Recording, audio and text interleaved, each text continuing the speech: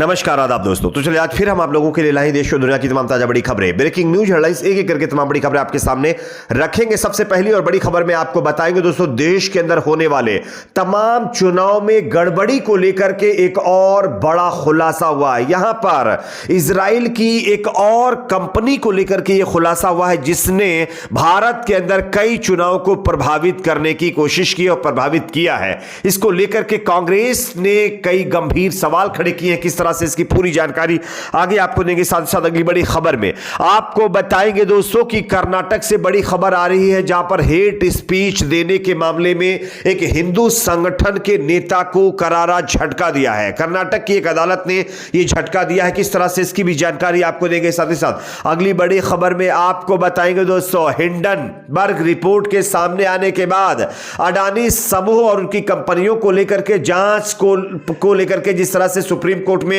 याचिका लगाई गई थी, इस पर अब मोदी सरकार को सुप्रीम कोर्ट ने जबरदस्त झटका दिया है। किस तरह से इसकी भी जानकारी आपको देंगे। साथ ही साथ अगली बड़ी खबर में आपको बताएंगे, महाराष्ट्र के अंदर चल रहे सियासी संकट में अब चुनाव आयोग ने बड़ा फैसला लिया है। क्या है इसकी भी जानकारी आपको आगे देंगे। साथ ही साथ अगली बड़ी खबर में आपको बताएंगे दोस्तों कि हरियाणा के भिवानी में जिस तरह से दो मुस्लिम युवकों को बेरहमी से खत्म किया गया, इस मामले में संलिप्त बजरंग दल के कार्यकर्ताओं के ऊपर जब कार्रवाई शुरू हुई है तो बजरंग दल के लोगों ने इसके खिलाफ बड़ा ऐलान कर दिया है। क्या इसकी भी जानकारी आपको देंगे। साथ ही साथ अगली बड़ी खबर में आपको बताएंगे दोस्तों कि देश में धर्म के आधार पर बीजेपी नेताओं के अलूल जलूल बयान को लेकर के अब बीजेपी के राष्ट्रीय अध्यक्ष जेपी नड्डा का बड़ा बयान सामने आया। क्या कुछ कहा है ये भी आपको बताएंगे। साथ ही साथ अगली बड़ी खबर में आपको बताएंगे दोस्तों कि त्रिपुरा के अंदर विधानसभा चुनाव वोटिंग के दौरान हुई हिंसा के मामले पर चुनाव आयोग ने कड़ी कार्रवाई शुरू कर दी है।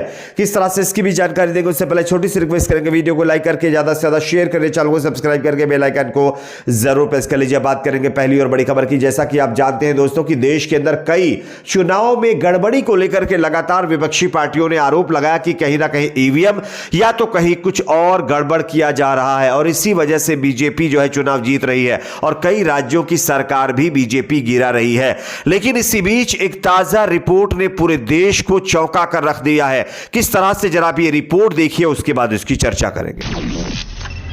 भारत में विधायक सांसदों की खरीद फरोख्त, तोड़फोड़, सरकार बनाने, पैसे प्रभाव के दम पर चुनाव को प्रभावित करने का काम बीजेपी लंबे समय से करती आ रही है। ठीक इसी राह पर काम करने वाली एक इजरायली सीक्रेट यूनिट का खुलासा द गार्जियन अखबार ने किया है। इस यूनिट का नाम है टीम जॉर्ज।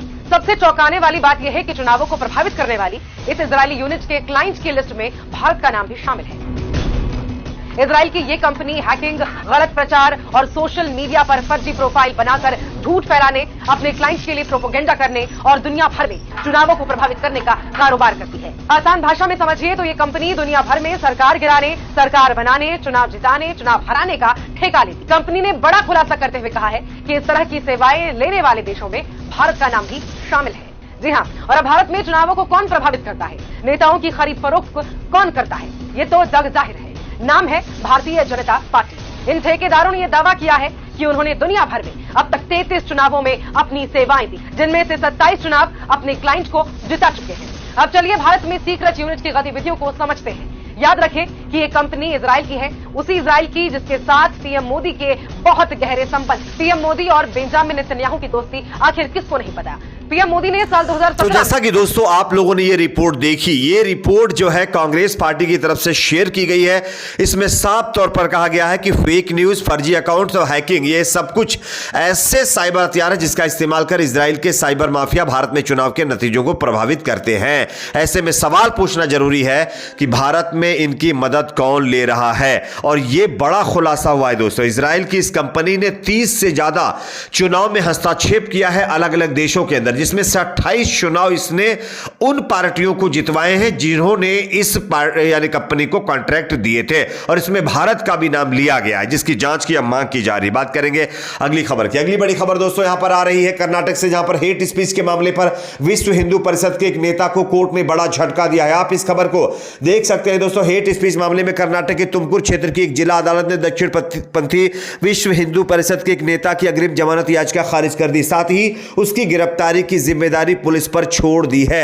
28 जनवरी को तुमकुर क्षेत्र में विहिप नेता पर सांप्रदायिक भाषण देने का आरोप लगा है। बात करेंगे अगली खबर की। अगली बड़ी खबर दोस्तों आ रही है हिंडनबर्ग की रिपोर्ट सामने आने के बाद जिस तरह से अडानी समूह की जांच करवाने की मांग की जा रही थी, इस पर मोदी सरकार को लगातार निशाना बनाया जा रहा था। लेकिन अब सुप्रीम कोर्ट में जब इस पूरे मामले को लेकर के सुनवाई हुई तो मोदी सरकार को इस पर बड़ा झटका लगा है।